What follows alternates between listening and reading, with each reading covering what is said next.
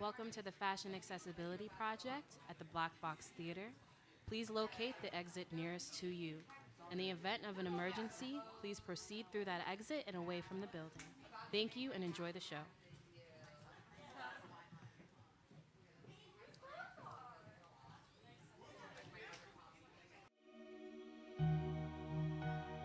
This project is very unique, and it's important to display people with talent, and not only people with talent that have disabilities, that we're able to creatively show our talents to our people and then stay connected with the community, the disability community, and celebrate.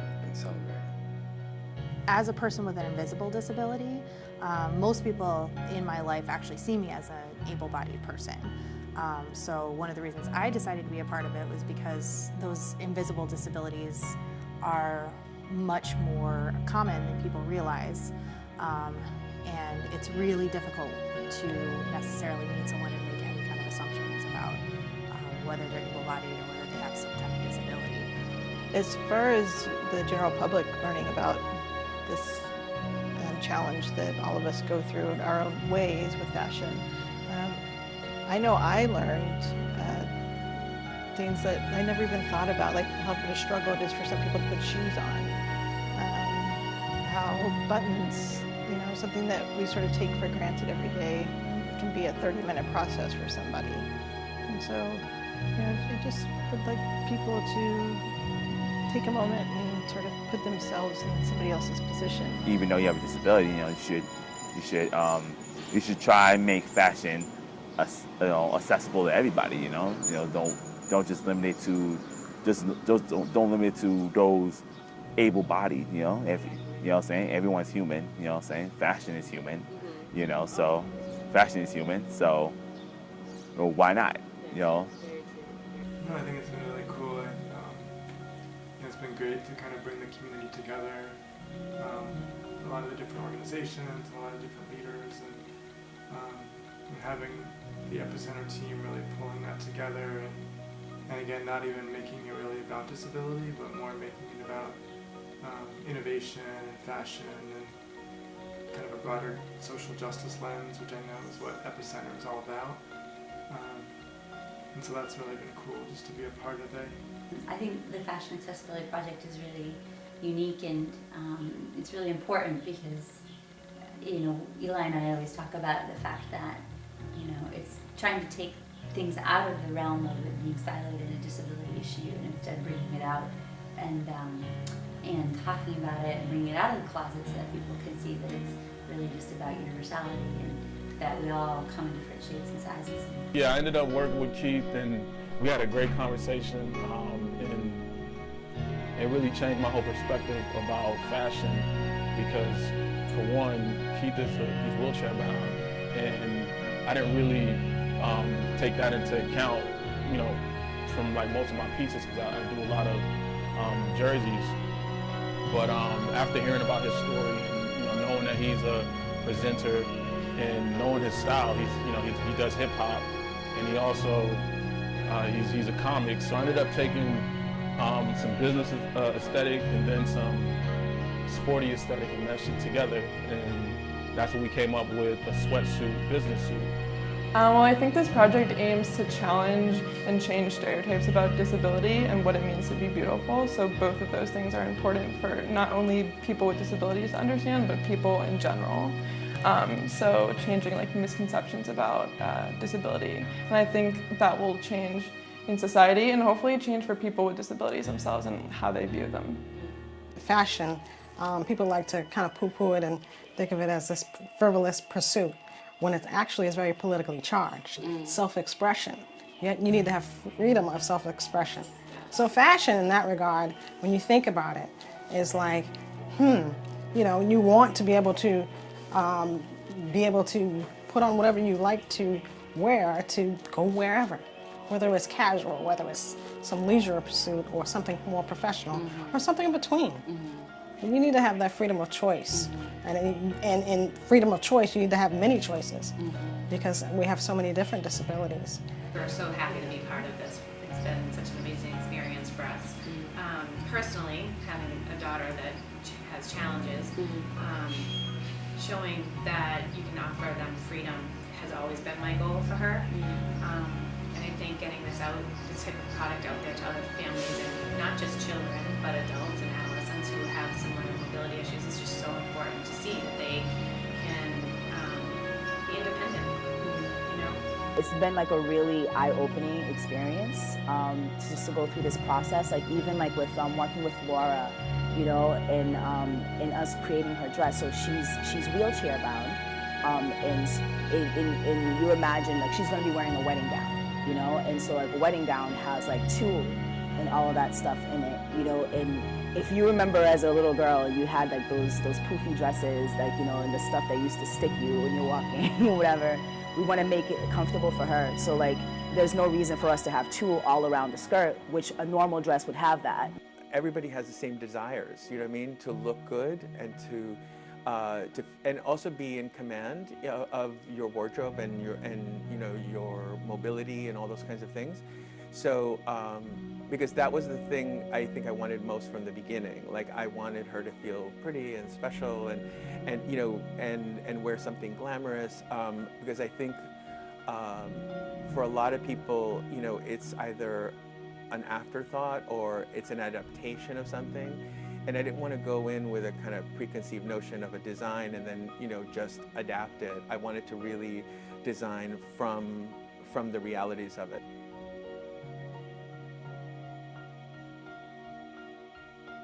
Welcome to the 2017 Fashion Accessibility Project, presented by Epicenter Community and Arts Emerson.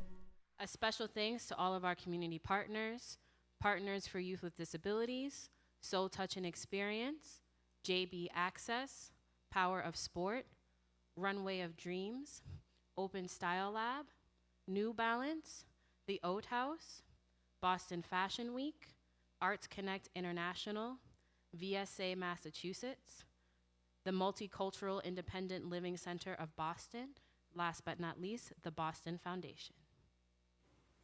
Welcome, everybody. Welcome to the first ever Fashion Accessibility Project. Yes. My name is Malia Lazu, and I am the Executive Director of Epicenter Community. And we're an organization that believes in building an authentically diverse community. And we do that by using culture to celebrate what makes us all beautiful and what brings us together. I want to talk a little bit about what brought us here today, because it's been a long journey and an amazing journey.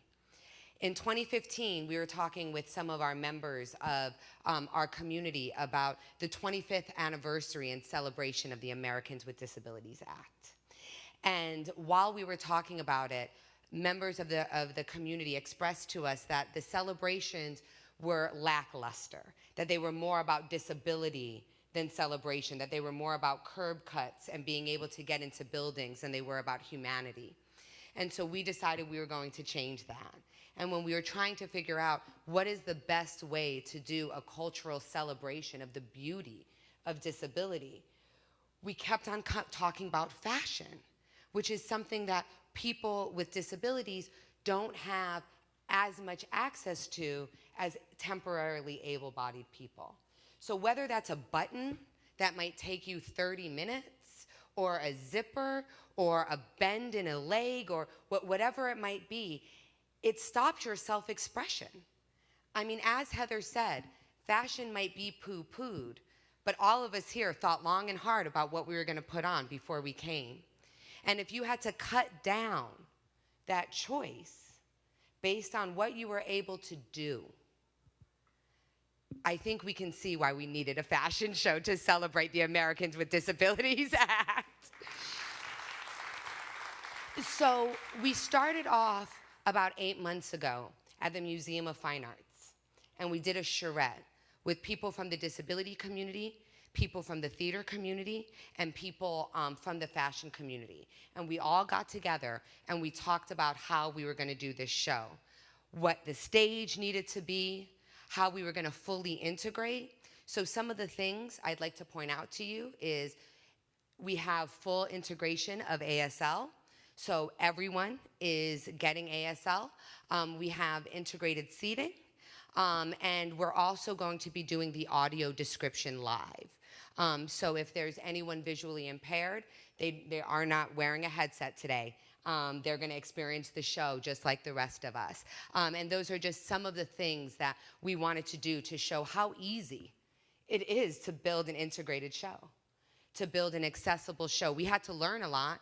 I can't thank Arts Emerson enough for what they did, but we all came together and 8 months ago decided we were going to do this. And you all sitting in these chairs right now make this so real. So thank you so much to all of you. The final people I want to thank, and we're going to be thanking our sponsors and everyone, is Ariel Gray, whose beautiful voice you will be hearing as the voice of God coming down from the speakers. She's going to be doing our audio description. She's also our creative director at Epicenter Community, and this is her first show that she's ever produced. So let's just give her a round of applause. She's jumped right in there and made it a beautiful show. It is now my pleasure to introduce Dr. P. Carl, the co-artistic director of Arts Emerson.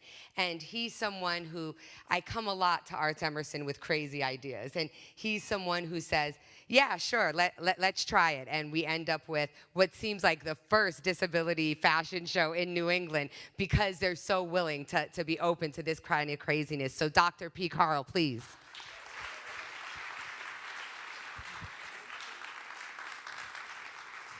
Good evening. It's my great pleasure to welcome you here to Arts Emerson tonight. This is really an exciting evening. For one, it's the culmination of a year-long program called our Community Curators Program. And this year, we asked 5 people who have been partners with us over the years to say, hey, if you could imagine anything, you had some space and some resources, what would you do? And we've had music, and we've had plays, and we've had film. And of course, when we asked Malia, who we've known for a long time and we've done some cool things with, she said, yeah, I'm going to do a fashion show. And for those of you who know me, I totally dig fashion. So I was like, absolutely, let's do a fashion show. So we were, it was an easy yes. The thing that's been really great about this particular project, and I just want to say, Malia's incredible imagination for what this could be started about a year ago, and then they dug in about 8 months ago. And what the project did for Arts Emerson was really push our team, our creative team, to go, what would it be to make a whole experience completely and fully accessible? And so it's been a real creative opportunity for our production team, for our creative producing team, and we've had a lot of fun putting this show together. And so I just really want to thank the Arts Emerson staff and the Epicenter community staff, and I really want to thank you for coming and experiencing this evening with us. So thank you so much. Thank you, you guys.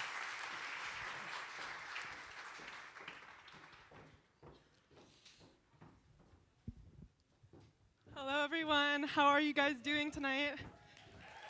My name is Haley Boyan, and I'm your MC for this evening.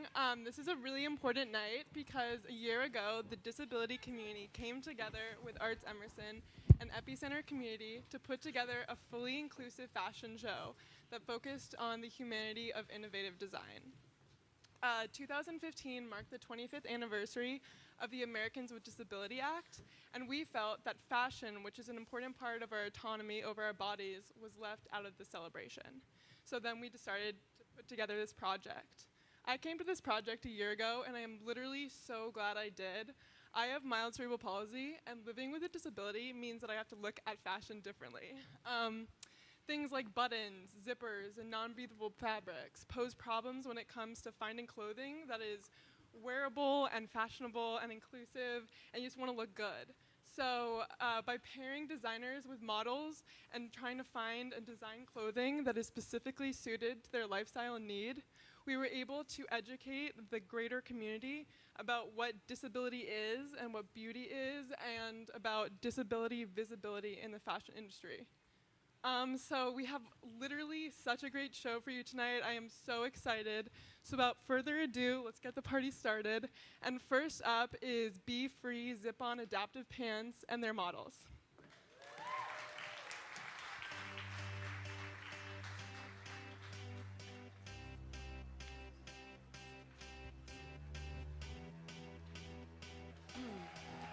Stella, Stevie, Chloe, and Mia are wearing Be Free Zip-Ons, a line of adaptive pants.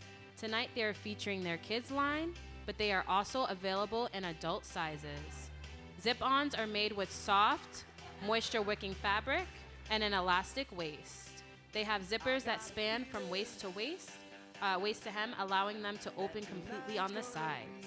Unlike typical pants, they can be taken on and off without going up through the legs. They can also be widened from the bottom as needed to accommodate braces, casts, or other medical equipment. They are great during the recovery process from surgery or an injury which can cause a lot of anxiety about getting around.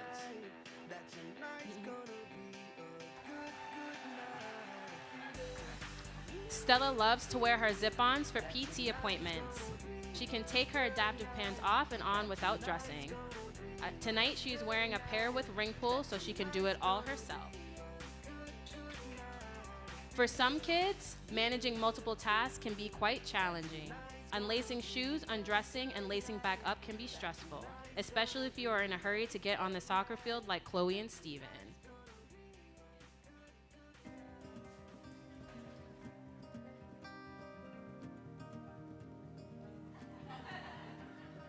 Injuries can also make getting dressed quite difficult. Mia's boot could be a challenge in regular pants, but not for zip-ons. She just zips them on up over the boot, no problem.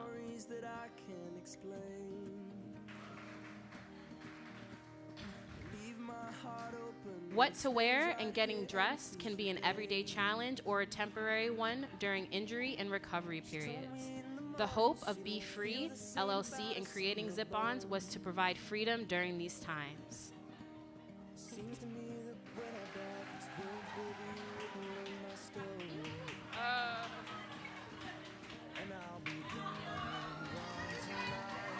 You can buy zip-ons in the lobby after the show. Up next, we have Ray Grand Apparel.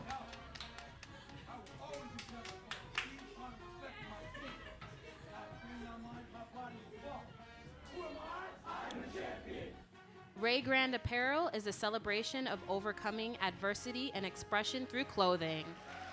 You can check out Ray and his work at raygrand.com.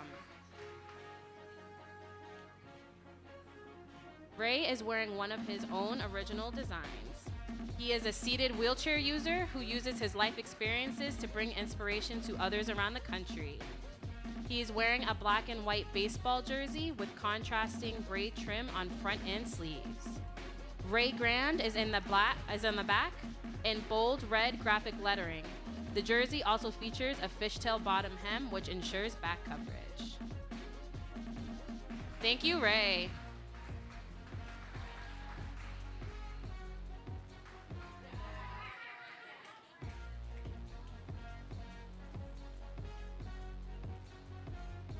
Everyone, please welcome Brooks to the runway.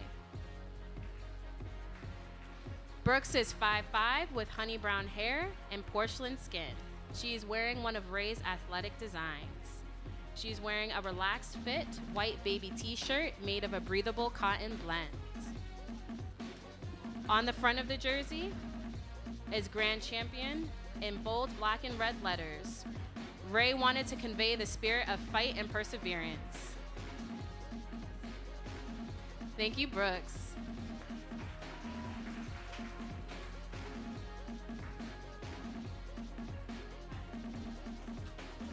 Here is Donald Washington. Donald wears glasses and has chestnut skin, brown eyes, and black hair.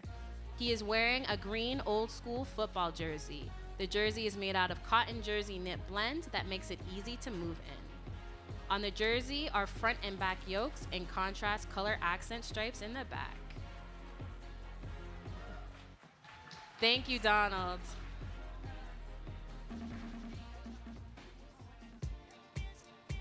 Up next, we have Mathematic Athletics. Our next designer, Peter Edward, is the founder of Mathematic Athletics, whose athletic designs are reflective of his background in sports. Up first, we have Keith Jones.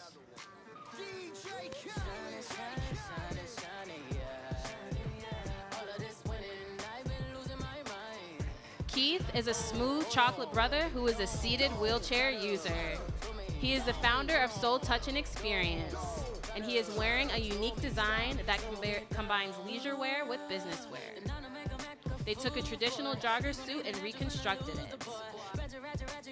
The material is made out of a sharp black French terry cloth sweatsuit material, normally worn for athletic and leisure.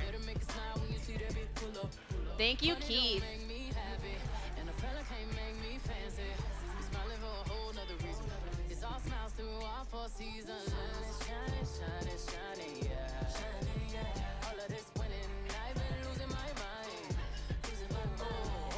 Our next model is Eli Wolf, a disability advocate and activist. He is also a former Olympian and new dad.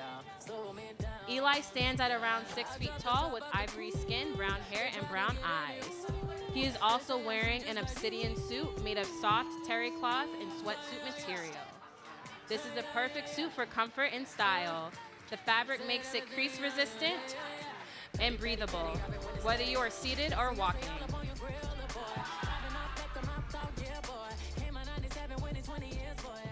Next up, we have I Am Creole, a Boston-based women's high fashion brand whose desire is to work with immigrant women of Haitian descent. Joelle Fontaine and her mother, Yolette, created all of the looks. It is also Yolette's 60th birthday.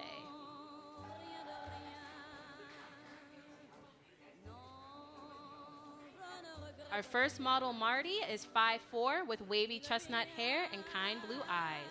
She is accompanied by her cardiac alert dog, Hector, a yellow lab. Marty is wearing a sleeveless maroon A-line sequin embellished gown with pockets, paired with an antique white cropped silk jacket with embroidered details and cape sleeves. She also has on a green velvet hat and a yellow flower in it. She looks absolutely fabulous in that color.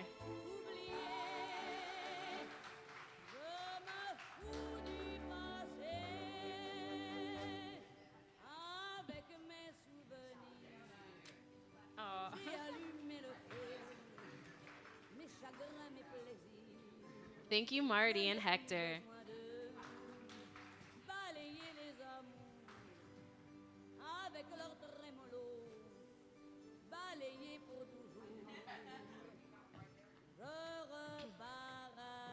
Next up, we have Jessica Myers. She is the founder of JB Access, a disability consulting business. Jessica, who has wavy brown hair and lots of sass, is wearing a simple yet dramatic A-cape sleeved off-white blouse made of a stretch lycra blend, allowing for free-flowing movement with ease and comfort.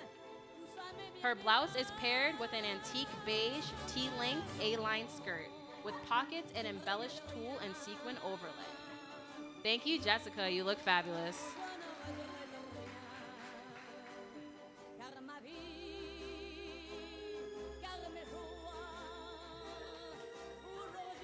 Please welcome Heather Watkins to the stage. Heather is a seated manual wheelchair user, light-complected black woman with a bright smile. Heather is a relentless advocate and activist for the disability community. Heather is wearing a sleeveless maroon, high-low, mermaid sequin detailed gown with a gorgeous tulle tail. The red is striking against Heather's cafe au lait skin. Her hair is pinned up in an old-school vintage style. Thank you, Heather.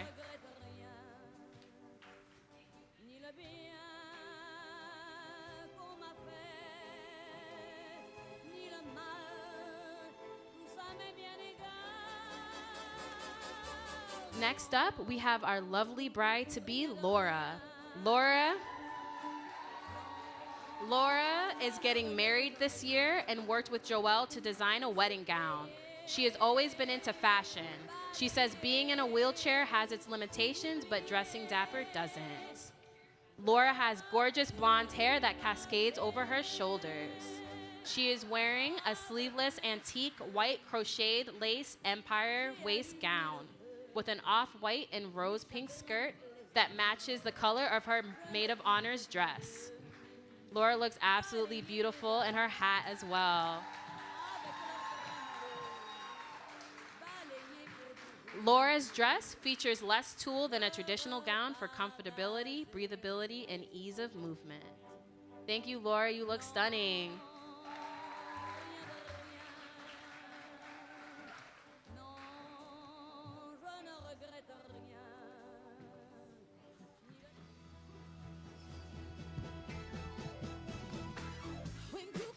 Up next, Jay Calderon, the creator of Boston Fashion Week, and his amazing assistants designed our next and final look.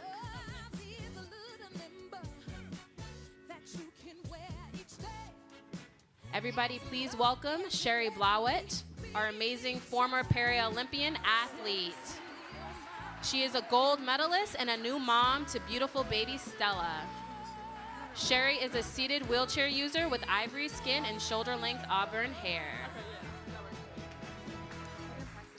Jay created a design to serve as a transparent layer of glamour that can transform the most comfortable basics into an evening look.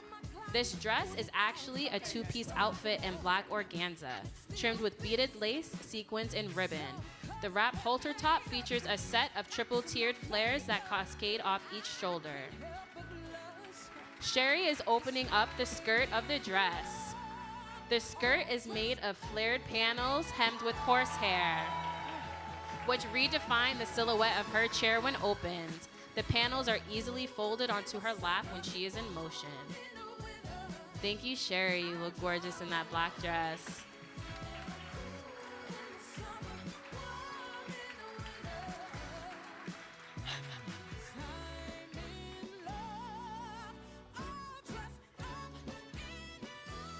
Wow, you guys, that was incredible. Thank you so much. We hope you had fun. Let's invite all the designers and models back to the stage.